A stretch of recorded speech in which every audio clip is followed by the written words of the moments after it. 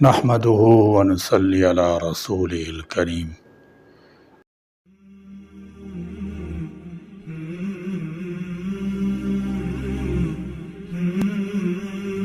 دنیا میں آگے بڑھنے اور کچھ کر کے دکھانے کی خواہش تو ہر شخص میں فطری طور پر موجود ہوتی ہے، مگر کامیاب کوئی ہوتا ہے۔ منزل کی جستجو میں تمام رکاوٹوں کو عبور کر کے آگے بڑھنا اور بڑھتے ہی رہنا ہر کسی کا خاصہ نہیں ہوتا۔ کامیابی حکمرانی صرف ان کے قدم چومتی ہے جو ستاروں پر کمند ڈالنا جانتے ہوں۔ جب غاروں میں رہنے والے انسان نے خوراک کے لیے پتھر یا لکڑی کا پہلا نیزہ بنایا ہوگا، پہلی بار دور کھڑے جانور پر پھینک کر مارا ہوگا اور اس کے شکار ہو جانے پر خوشی کی چیخی بلند کی ہوگی، پھر دوسرا بہتر نیزہ بنایا ہوگا، تو اس کے ذہن میں دور دور تک نہیں ہوگا کہ ایسی زمین پر کبھی انسان نیزہ دور دور تک پھینکنے کے فن کا مظاہرہ کرے گا اور اسے کھیل کا نام دیا جائے گا۔ یہ نیزہ کسی جاندار کو مارنے کے لیے نہیں، زور بازو کے مظاہرے کے لیے ایک ہتھیار ہوگا۔ گزشتہ دنوں پیرس اولمپک میں انڈیا، پاکستان سمیت کئی ملک نیزہ بازی میں مد مقابل تھے۔ مقابلہ تو نیزہ پھینکنے کا تھا، کہنا چاہیے کہ ایک جنگی ہتھیار کا مظاہرہ تھا، مگر جب امن کے نام پر، محبت کے نام پر اور خیر سگالی کے جذبے کے ساتھ وہ کام ہونے لگے تو سارا خلفشار اور انتشار ضائع ہو جاتا ہے۔ ایک چھوٹے سے شہر میاں چنو کے بیٹے 27 سالہ ارشد ندیم نے گھوپ اندھیرے میں ایسی شمع روشن کی کہ پورے جہان میں پاکستان جگمگا اٹھا۔ بڑے شہر کراچی، لاہور، پشاور دیکھتے رہ گئے۔ لگن، دھن اور منزل کے تعین کی بات ہوتی ہے۔ کتنی اسپورٹس انجمنیں ہیں، لاکھوں کروڑوں خرچ ہو رہے ہیں، کرکٹ بورڈ ہے، ہاکی ایسوسی ایشن ہے اور جانے کیا کیا، لیکن اپنے فن، اپنے کھیل سے عشق ایک فرد کو تھا۔ وہ حکومتوں کی سرپرستی سے ماورا اپنے فن پر توجہ دیتا رہا۔ ماں کی دعائیں ساتھ رہیں۔ 118 سال کا ریکارڈ توڑنے میں سرخرو، مایوسیوں میں گھری قوم کو ایک حقیقی خوشخبری سے نوازا۔ اس لمحے اس اسٹیڈیم میں بیٹھے ہزاروں تماشائیوں سے کوئی واسطہ نہیں تھا۔ ایک انسان زمین پر اللہ تعالیٰ کا نائب، اشرف المخلوقات، براہ راست اپنے معبود کی بارگاہ میں سر جھکا رہا تھا۔ ارشد ندیم اپنے گاؤں کے کھیتوں میں پریکٹس کرتا رہا۔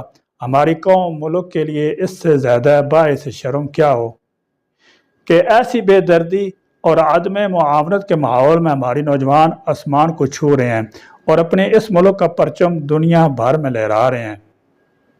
جس ملک نے ضرورت کے وقت ان کھلاڑیوں کی ایک ذرہ مدد نہیں کی، اب رسمی طور پر انعامات کی بارش ہوگی۔ اس سے پہلے ہندوستان اور پاکستان دونوں کو اسپورٹس کلچر کا شعور پیدا کرنا چاہیے اور سب سے بڑھ کر اس کے فروغ کے کاموں میں مالی معاونت کرنی چاہیے۔ شہروں سے دور رہنے والے کھلاڑیوں کو جب تک ان کے علاقے میں سہولت نہ دی جائے گی تب تک وہ آسانی سے آگے نہیں بڑھ پائیں گے۔ انہیں مالی طور پر ایک پر اعتماد زندگی مہیا کرا کر اسپورٹس اکیڈمی میں ڈال دیا جائے تو ایک نہیں 10 ارشد ندیم اور 10 نیرج چوپڑا پیدا ہو سکتے ہیں۔ بہرحال اب سرکاری مسندوں پر بیٹھے جیلی اصلی درد مند شفاق حکمران لاکھوں کروڑوں کے انعامات کا اعلان کر رہے ہیں۔ اس سے پہلے کسی ادارے، کسی شخصیت نے اس کے عزم کی تکمیل میں اپنا فرض ادا نہیں کیا۔ جب یہ مملکت خداداد وجود میں آئی تو ہم ہاکی، کرکٹ، والی بال، دوڑ اور تیراکی سمیت دوڑ اور تیراکی میں بہت آگے تھے۔ پھر دولت کی ہوس سب سے بڑا کھیل بن گئی۔ اس کھیل میں سیاسی، غیر سیاسی سب قومیں شامل ہو گئیں۔ صلاحیت کی بجائے علاقے سے وابستگی کو ترجیح دی گئی۔ کھیلوں پر بھی سیاستدان اور افسران بنا دیے گئے۔ ایک وقت تھا کہ پاکستان کئی گولڈ میڈل جیتا تھا، پھر اولمپکس میں ٹورنامنٹوں میں کھلاڑی کم، آفیشل زیادہ ہوتے چلے گئے۔ یہ داستان علم تو بہت طویل ہے، کہاں تک سنو گے، کہاں تک سناؤں گا۔ ارشد ندیم ایک مثال ہے، عروج کی بھی، زوال کی بھی۔ ہمارے ہر قصبے میں، ہر شعبے میں ایک ارشد ندیم موجود ہے جس کے دل میں تڑپ ہے، آنکھ میں روشنی ہے، ذہن میں منزلیں ہیں۔ ہر نوجوان کے کئی خواب ہیں، اور اس رحیم کریم کا کتنا کرم ہے کہ 24 کروڑ میں سے 60% آبادی نوجوانوں کی ہے۔ بازو میں توانائی ہے، مائیں غربت میں ہوں، مشکلات میں ہوں، مگر ایسے بچوں کو جنم دے رہی ہیں۔ باپ کتنی مفلسی میں ہو، وہ بھی اس ریاست کو ایسے شہری دینا چاہتا ہے جو زمانے بھر سے آگاہی رکھتے ہیں، جو اپنے عزائم سے مایوسی کو بچھاڑنا چاہتے ہیں، مگر ان کے محلے گلیاں تعصبات سے بھرے ہیں۔ اسکولوں میں بلند خیالی کی بجائے بیزاری کی سرپرستی کی جاتی ہے۔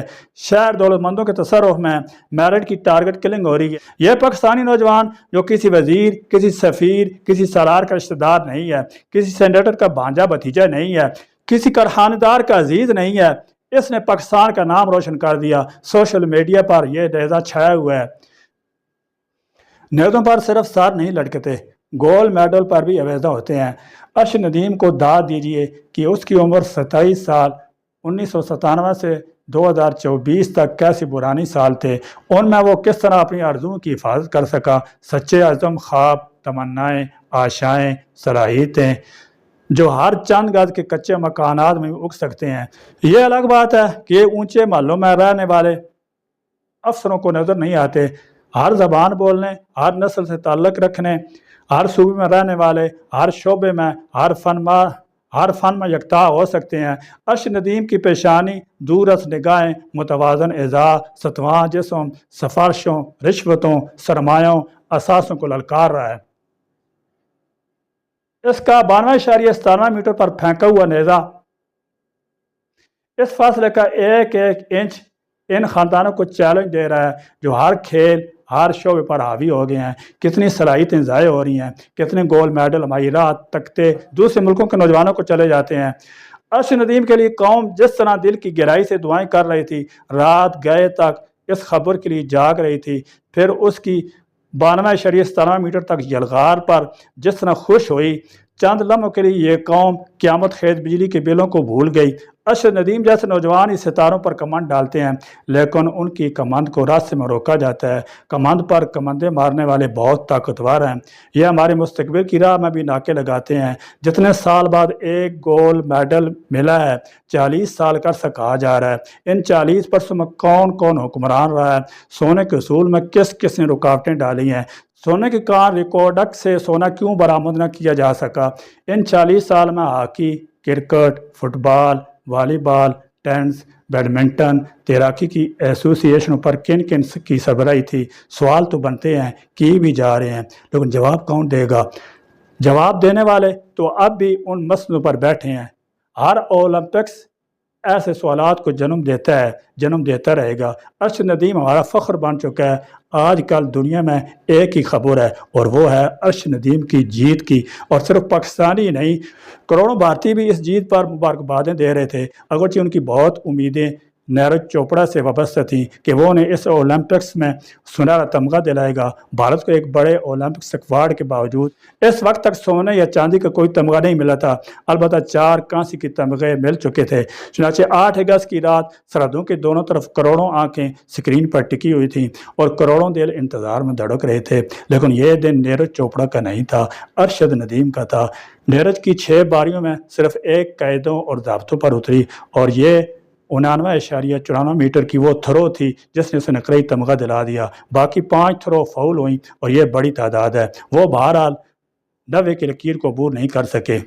ارشد ندیم نے میرے دل میں بھی اس کھیل کو جاننے کی خواہش بیدار کی، تو پتہ چلا کہ یہ تو واقعی بڑا فن ہے، سخت مخصوص قواعد ہیں۔ مردوں کے نیزہ پھینکنے کے مقابلے میں نیزے کی لمبائی 2.5 میٹر سے 7.2 میٹر اور وزن 800 گرام ہونا چاہیے۔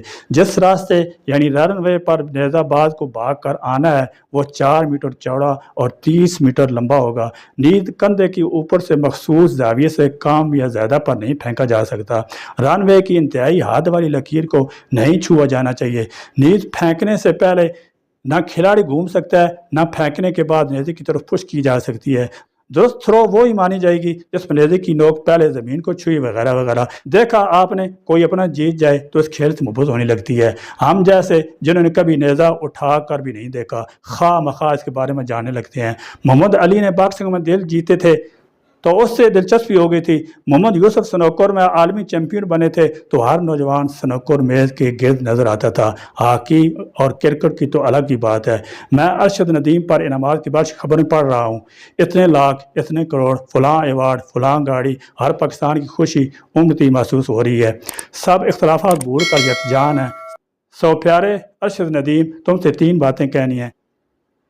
ایک تو یہ کہ تم نے وہ خوشی پورے ملک کو دی ہے جس کی اشد ضرورت تھی۔ دوسری یہ کہ تم نے خود کو نہیں، اس کھیل کو بھی دلوں تک پہنچا دی ہے۔ اور تیسری یہ کہ پیارے، یہ فاصلہ 95 میٹر تک پہنچا دو۔ شہزادے، تمہارے لیے کون سا مشکل ہے؟